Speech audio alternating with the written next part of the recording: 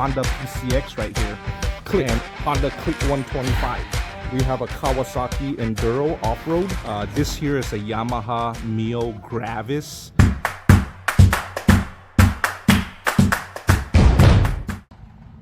Good Filipino afternoon to everybody. Derek with Q Adventures here. I have a subscriber, Tom Thompson, who inquired on a few things about coming to the Philippines. You know, what kind of driver's license you need to rent a scooter, and also what kind of requirements to purchase a scooter or a motorcycle here in the Philippines. So I just thought I'd take the opportunity to update everybody as it is the beginning of busy season now. Of the 32 units that we carry in our inventory, these three and the Lone Ranger over there, a total of 4, remains in our inventory. Everything else is circulating out there.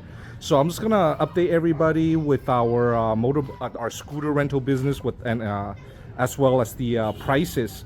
I understand that I got a lot of comments from the last video that I indicated the units, but I didn't indicate the pricing. So I'm gonna go ahead and disclose the pricing over here, and towards the end of the second half of the video, I'm gonna go ahead and talk about all the requirements and such. So we're gonna go ahead and start with this Honda PCX right here, and it is a 160cc scooter. It's an automatic, hence a scooter, so there's no clutching or anything like that. 160cc of the 10 units that we have. This is the only one we have left as of right now, so everything is booked out and circulating. And the price, as I indicated from the beginning of the video over here, it is 750 pesos a day. We are priced fairly cheap, you know, like local pricing, but Western quality. So we maintain all of our bikes, you know, like a very Western way. Once it leaves our hand, whether it's for a 1-hour rental or a 1-month rental, as long as it leaves our hand, once it comes back, we do a full inspection. And then our second unit that we have right here is a Honda Click 125, and it is priced at 600 per day. And this is a 125cc motorbike scooter. And then we have a Kawasaki Enduro off-road. So it is street legal. It is a 230cc, as you can see, and it's a manual. And as we are expanding our rental business here, we are adding manual motorcycles as well as street bikes and cruiser type bikes pretty soon. So this is an off-road Kawasaki KLX 230, and this is the only unit that we have available in our inventory. And because of that, and because of the liability that comes with a manual, we want to discourage people to rent our bike to basically learn how to drive a manual and stuff like that. So we are pricing it at 1,100 a day for this Kawasaki KLX 230. You know, so if you don't know how to drive a manual, you know, please don't rent it. But if there is a need for you to do off-roading and stuff like that here in the Philippines, which in Negros has a lot of off-roading opportunities and activities, you know, like it is for rent, and it is a 1,100 per day. This here is a Yamaha Mio Gravis. It is a 125cc motorbike scooter, and however, you know, what separates this from a Honda Click over there that I demonstrated earlier, I showed earlier, is that this one is a little bit wider in seat, and then it has an exterior gas tank over here, which makes the underseat compartment, you know, a lot more spacious, a lot more storage space. And then also the one big difference, which, you know, like for me, that I like, is that the wheelbase is a lot wider. So if you do like the longer distance driving here in the Philippines, you know, like I think the Gravis is probably the preferred bike, because it is wider, and your ride on the road, you know, with those speed bumps and the unlevel, uneven pavement, the wider wheelbase is a lot more comfortable for your back compared to, you know, like a more narrow bike. So we do also have a Yamaha Aerox 155. We have two of those, and both of them are rented out. So I apologize that I couldn't demonstrate that on this video over here. And all of our 125 class, the Gravis here and the center bike over there, Honda Click, they are priced at 600 pesos per day. And then for the weekly rentals, there is a 10% discount, and the monthly rentals do have a 20% discount on the price. And all of our bikes, except with the exception of the Enduro, off-road Enduro bike over there, are fully accessorized for a traveler. And the crash guard right here is placed on all of our bike except for the off-road bike, because with the off-road bike it is purposeless. It puts more weight on the bike, and you wouldn't be able to do jumps and stuff like that in the dunes. This is put here with a purpose. In the case that you lay the bike down or something like that, you know, like if there are certain scratches over here, we really are not going to hold you liable unless we have to replace something. If we have to replace this, you know, it's a lot cheaper than replace, you know, like the original panel over here. So, you know, like with this right here, for example, it's only like about $30 US, and of course it depends on the model. But just for an example, and to replace that, it is about $60-70, almost double the cost. So, you know, putting this here, it protects the bike for in case you lay it down in the mud, or, you know, uneven parking and stuff like that. So also it is equipped with the mini lights over here, which gives you a lot more light, extra light for night driving. And all of our bikes have a USB port to charge your phone, and it's equipped with the phone holder so you can navigate. And of course the top box right here for extra cargo. And if you don't want the top box, I know a few of you are backpackers and you have your backpack or duffel bag, you can easily remove that within 10 seconds. And then you can bungee tie down your bag or luggage into the bracket, the steel bracket there. So it's all good. So pretty much this is the update on our oh, I'm sorry, getting back to the Yamaha Aerox. It is a sports, you know, the two units that we have, it is a sports modified. We replace a lot of the original stuff with you know, like sporty, such as the muffler, the tires, and even the brake grip. It has the micro adjuster, and then because of that, we have it priced at 850 pesos per day, and the 10% weekly rental discount and the 20% monthly rental discount still applies. So that's pretty much all of our inventory. So for the second half of the video, I just wanted to answer the question from quite a few of the viewers, especially from Tom Thompson. In order for you to qualify to rent, well, in the Philippines in general, all you need is a driver's license from your home country, and that is good here for 3 months, 90 days, in other words. And I've heard from the grapevine that it's changed to 120 days, but you know, whether that is a fact or not, it really depends who you ask. I have converted my license a long time ago, as I have been in the Philippines for a little bit over 2 years now. And so I haven't kept up with the recent law, but I know for sure a minimum of 90 days, which gives you, if you're planning to stay for more than 90 days, you know, the initial 90 days will give you plenty of opportunity to follow up with the current law. The law here, you know, like changes frequently, and, you know, like they don't necessarily give you a heads up.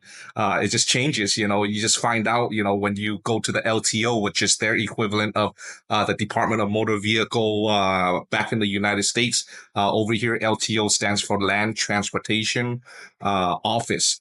And so I haven't followed up, but you know, once again, you know, it's good for at least 90 days. So Therefore, your driver's license, whether it's a commercial driver's license or a private driver's license, and you do not need a motorcycle endorsement to rent a scooter. I know the LTO has certain rules that, like if a motorcycle, meaning a manual motorcycle above, I think, 400 cc's or whatever the cc's engine size is, you do require a motorcycle endorsement. But as far as the I carry like 160 cc or below, so you don't need any like special endorsement or anything like that. So your driver's license from your home country would qualify you to drive or operate a scooter here in the Philippines.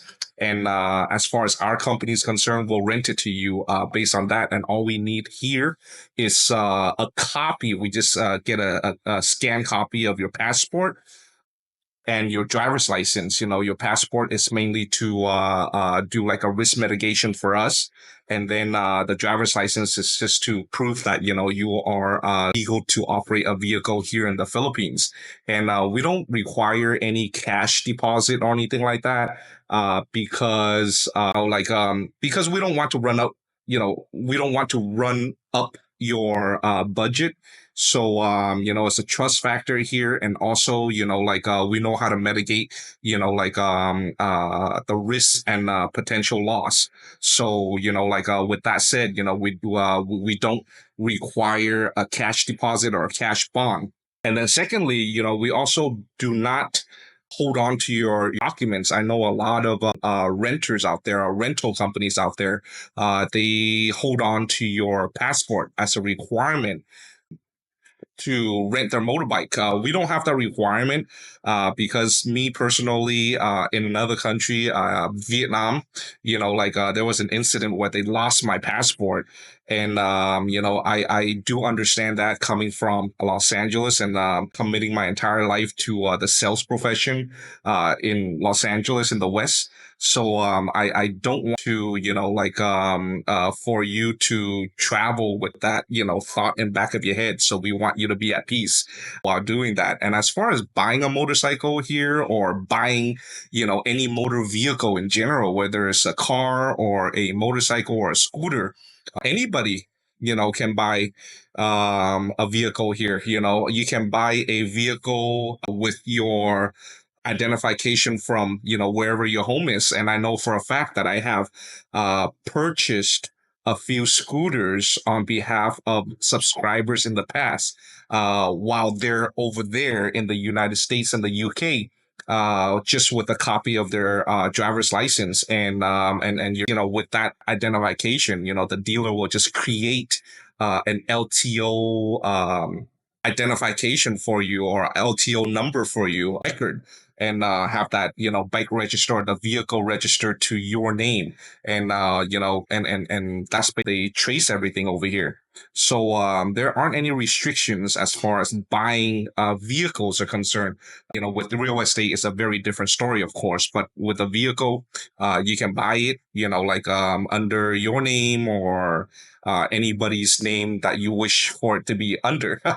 And that's basically it. And as far as why we do not carry any 100 cc or 110 cc scooters or motorcycles, like as a business owner and as a two-wheel enthusiast, it's just anything under a 125 cc, I feel is a risk. It increases your liability because the bike is way too small, way too light, and not enough power. Especially 90% of my clients are from the West. Which have a little bit, taller and bigger built than a local Filipino here.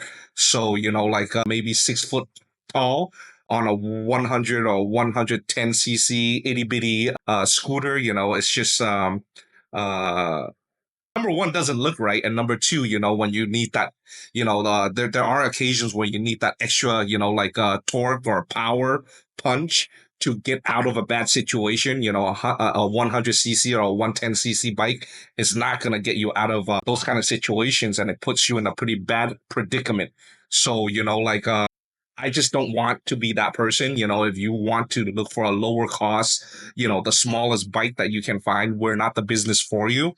Like with the selection of bikes that I carry in my inventory, there's a lot of thoughts that went into it. And yes, I understand, they are my personal, opinion, but, it's just, that's what we have, it's just based on what what I came, the conclusion that I came to, like that's what I decided on. And, and that's what it is, I did have, in the past when I first started, I did have a renter that rented a, Yamaha Mio 125 and, a pretty big guy. And then he went to the, tops of Cebu and he called me and said, hey, Derek, it doesn't hit that incline. It just stops going, basically, is what he said. He has to get down and push. And I said, listen, it's a 125cc and your height and weight factor, everything is just like the bike is a 125cc at the end of the day. It just doesn't do miracles. It's not a big rig. So, it's just like in choosing your bike over here, you have to factor in everything. It's just like what kind of terrain are you going to be frequenting? Are you going to travel up mountain? Are you going to stay in the city? So all those you have to factor in. It's just like me as a rental company, I would have no idea what your itinerary would be. When you tell me that you want to rent a 125cc bike, and then that's what I would rent to you and cater to you. If you say you want a 160cc Honda PCX, and that's what I will cater to you. I'm not going to upsell you or anything like that. So your itinerary. I don't. But if you, in fairness, ask me, this is what I plan to do. I plan to, go up to, the mountains of Bareilly or something like that. Then I would recommend, based on my observation of your general weight and height and stuff like that, I would make a verbal, a recommendation. But at the end of the day, you're the paying customer, so the decision lays with you. All I can do is make a recommendation, and that is why I don't carry the 100 and the 110cc scooters because I want to avoid those kind of situation. And also when I first came to the Philippines, like 13, 14, 15 years ago, however long it was, I did purchase a 110. Believe it was a Honda Wave or a Honda Beat or something like that. And it's just I'm not a big guy. I'm 5'6" and 190 pounds as of today. And back then I was only 145 pounds ish. And that 110cc bike, it really didn't do anything for me. Especially when I have a passenger in back of me. It's just like going up that hill is almost impossible. It just feels like I'm either like overwhelming the engine, or when it's steep enough, I literally have to ask my passenger to get down, and I have to get down and push the bike uphill with a little bit of a throttle. So, for safety reasons, it's just my choice not to carry those small bikes. And then and also, it's just like, I know for a fact that, my price list over here is price as for the locals, but, like we maintain our bike, we hold our bike to a very high standards. Recently, it's just we have a lot of local customers coming in renting our bike. So obviously our pricing is not high. Otherwise the locals wouldn't have been bothered with us. But of course, like we deliver quality as well. And we also allow our customers to travel at their discretion. We allow you off island or travel to another island, and unlimited mileage and a lot of perks. There were occasions where renters, have gotten themselves into predicaments with law enforcement and stuff like that. And we're here to support. We were, for those particular incidences, not speaking for the future and not saying that we can solve all problems. But, for those specific incidences, we were able to get our renters out of the bind, and those are the level of support that we offer. And if you don't believe me and take my word for it, we have a Google listing. Just look up Q Adventures scooter rental or motorbike rental, Lapu Lapu, and we are rated 5 stars. And I feel like it's a privilege for us to be rated 5 stars, and you can read all the comments from the reviews. You can see what our past customers have said about us. And more importantly, it's just like because the busy season is coming up, we are often sold out. So for those who are with the intention to come to the Philippines and rent from us, although it's not a requirement, I highly encourage you to pre-book your reservation. And just like a hotel with us, in order for you to reserve a unit, payment has to be made. We cannot take your promise, because we are a business after all. We cannot take your promise that you're going to come and pick up the bike and reserve it for a month, for example, and block out that month date and not rent it to other people. And you just don't show up. It has happened before. Fortunately, not for the duration of a month, but I believe it was a week booking and the customer just decided not to show up.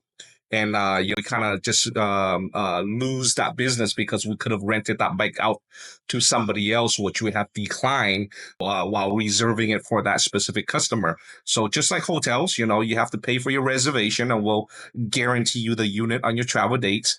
And we have been doing this for 2 years almost, and we have not defaulted on anybody or have done anybody wrong.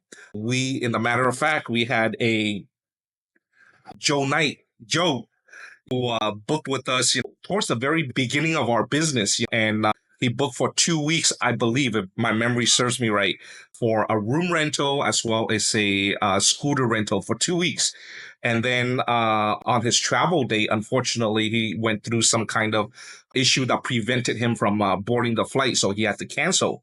Although in the Philippines, there is no refund policy. I assured Joe that his reservation is not lost, even though, well, first and foremost, he didn't care for a refund. He asked of me to use that money to pursue my philanthropy stuff.